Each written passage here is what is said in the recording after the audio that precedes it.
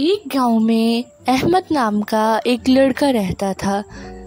احمد محنتی اور ایماندار تھا، مگر گاؤں کے کچھ لوگ اس کا مذاق اڑاتے تھے کیونکہ وہ ہمیشہ سچ بولتا تھا، چاہے حالات کیسے بھی ہوں۔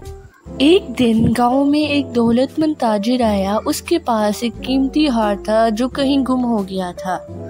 تاجر نے اعلان کروایا، جو بھی اس ہار کو واپس لے کے آئے گا اسے انعام دیا جائے گا۔ راستے میں احمد کو وہ ہار مل گیا۔ وہ چاہتا تو اس سے اپنی زندگی بدل سکتا تھا، مگر اس نے فوراً وہ ہار تاجر کو واپس کر دیا۔ تاجر احمد کی سچائی سے بہت متاثر ہوا۔ اس نے احمد کو نہ صرف انعام دیا بلکہ اپنی تجارت میں نوکری بھی دی۔